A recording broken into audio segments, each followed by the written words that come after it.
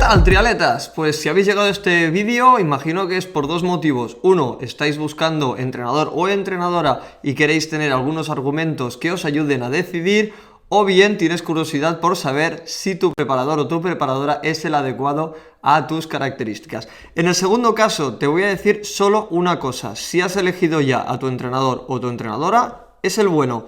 El mejor consejo que os voy a dar es que nunca dudéis de un profesional en el que habéis puesto vuestra confianza. Es decir, si habéis elegido a ese entrenador por los motivos que sean y habéis empezado con él, tenéis que seguir con él y tenéis que tener una confianza ciega en su trabajo. Es uno de los principales problemas que tenemos, sobre todo cuando empezamos a comentar con nuestra grupeta o ponemos en duda nuestros entrenos.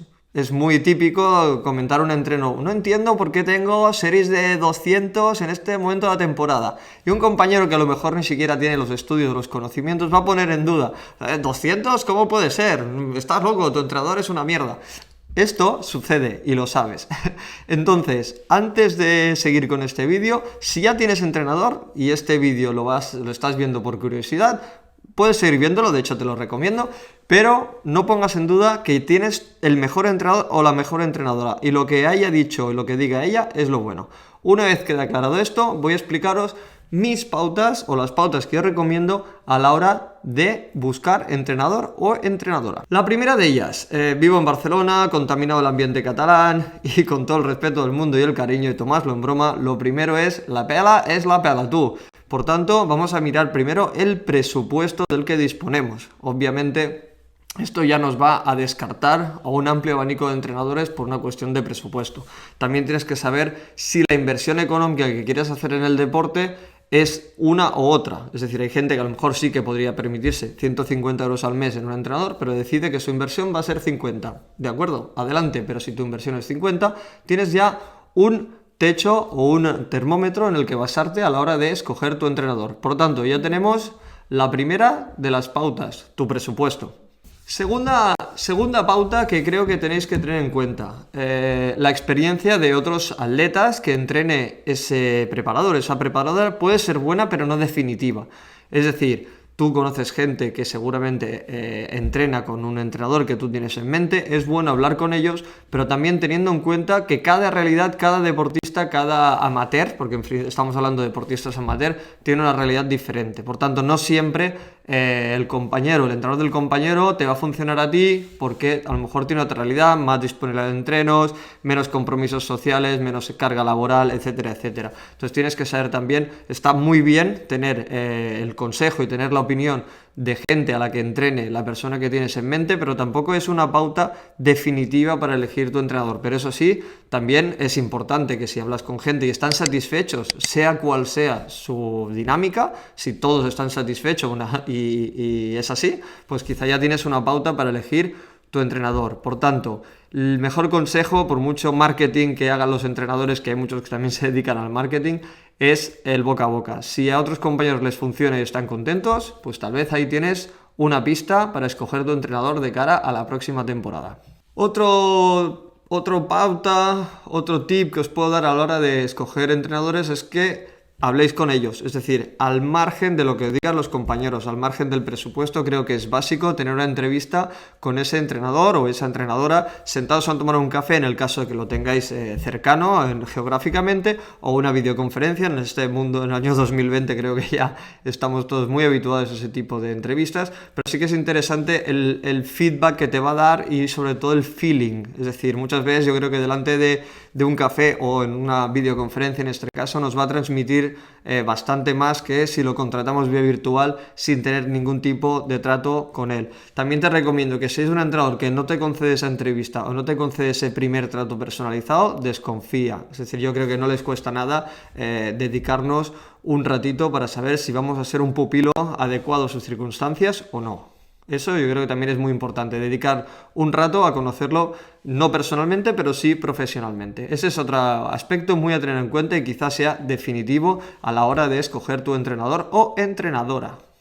Otra cosa importante, si vas a tener la reunión o la charla, que yo creo que es definitiva, con ese entrenador, es muy importante que le digas cuáles son tus objetivos y cuál es tu disponibilidad. A veces tenemos en cuenta que tenemos que los entrenadores normalmente tienen un abanico de pupilos amplio. También imagino que será interesante saber si tú le motivas a él. Es decir, es importante si el entrenador te motiva a ti, pero yo creo que también es importante para un entrenador que tú le motives a él. Es decir, que tú notes que tu reto, tu objetivo, primero es asequible, segundo que para él también suponga un reto. Es decir, que tú entiendas que vas a ser protagonista de su vida, de su día a día profesional y que te va a tener en cuenta. Yo, por ejemplo, hay gente que desconfía de entrenadores que llevan grupos de élite. No quiero dar nombres porque al final también es algo comprometido, pero hay entrenadores que llevan gente de élite que también entrenan a gente popular como nosotros, que bueno, pues tenemos nuestros retos y son respetables, pero que no son pues quizá al alcance de un triatleta de élite. A veces tenemos el error de pensar de que le dedican mucho tiempo a los élite y que tú eres, hablando mal, eres un mindundi. Creo que puede darse el caso de que sea así, de que algún entrenador de élite pues quizá pues tenga una preferencia y dedique muchísimo tiempo a su grupo de élite, pero estoy seguro de que si ha llegado a la élite es porque antes ha estado también trabajando con gente como nosotros y seguramente esta gente de élite económicamente tampoco necesitará nuestro dinero como para entrenarlos si no le motivamos. Por tanto, si tienes un entrenador o tienes en mente un entrenador que también prepara profesionales, no lo descartes por el hecho de que sea un entrenador profesional. Como mínimo, ten el beneficio de la duda y yo creo que también es interesante. No siempre un entrenador de élite va a ser el mejor para nosotros, pero tampoco lo descartemos por eso. Bien, pues por el mismo motivo que te estaba diciendo que no descartemos un entrenador de élite para entrenar un popular, tampoco descartemos a alguien que empieza. A veces gente que no tiene recorrido o que no ha llegado a la élite lo descartamos por defecto.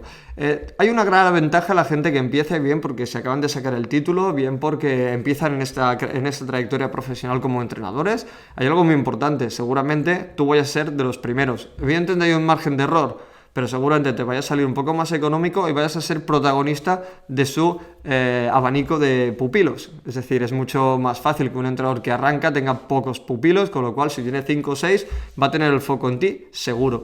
Por tanto, si antes os decía, y repito, que un entrenador de élite no lo descartemos por el hecho de que sea un entrenador de profesionales, también os recomiendo que no descartéis a aquella persona que entrena novel, porque tal vez estamos perdiendo la oportunidad de contar con un gran profesional a medio o corto plazo. Y algo que para mí es fundamental, es algo personal, pero creo que se traspasa al colectivo. Yo necesito saber por qué entreno y por qué hago esos entrenamientos. Es decir, evidentemente yo llevo ya pues a nivel personal, pues este es el segundo año que estoy con Robert. Aprovecho, Robert, para saludarte. He tenido la suerte, ya aprovecho para trabajar con grandes entrenadores como Carla Astur, Álvaro Rance, Ivette Farriols, Antonio Solís, incluso el mismo Richard Calle, ex campeón de España y buen amigo, tuvo la paciencia de entrenarme durante bastante tiempo. Creo que es bueno ir cambiando de entrenador tanto para nosotros como para ellos, pero básicamente si vas a empezar con un entrenador es muy importante entender por qué haces las cosas. Precisamente, recordad que he empezado el vídeo animando a los que ya tienen entrenador a que no duden de la persona que han contratado, pero eso se consigue a base de confianza.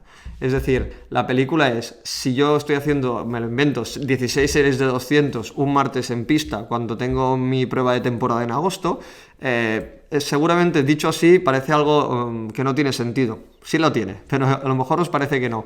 Es interesante que si planteáis dudas a vuestro entrenador o entrenadora, os sepa dar una respuesta y que dedique tiempo también a esa pedagogía.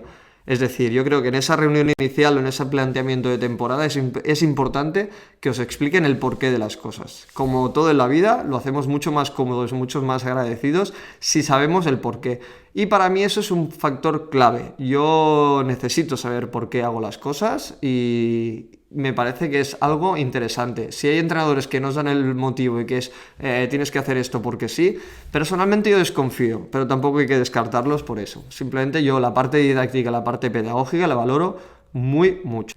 En resumen, hacemos un repaso muy rápido, pero vamos, empezamos por aquello del presupuesto, hemos acabado por la pedagogía, hemos hablado de esa entrevista inicial, la metodología del entrenador, si tú crees que se va a adecuar a tus características o no.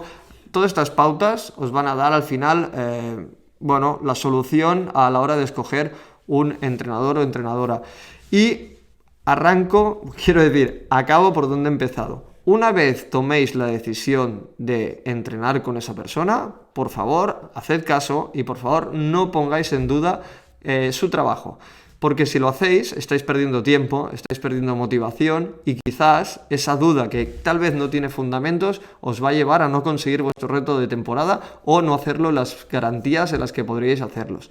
Entonces, de verdad, o sea, todo lo que os he dicho espero que os sirva, que tengáis ahí pues 4 tips para acabar de decidiros en el caso de que queráis cambiar de entrenador o contratar uno nuevo, pero no dudéis, son gente profesional, se dedican a esto, se supone que tienen conocimientos, que tienen experiencia, por tanto, si nos ponemos en sus manos, vamos a hacerles caso, ¿de acuerdo? Pues ya me contáis qué tal, si os ha servido este vídeo o si tenéis alguna duda o queréis hacer algún aporte en este vídeo, pues dejáis los comentarios ahí abajo. En esto de comentarios, suscríbete y tal, soy un novato, y sí que soy un novel, pero bueno, está bien si queréis hacer alguna pregunta para transmitirla a los entrenadores, para hacer un próximo vídeo.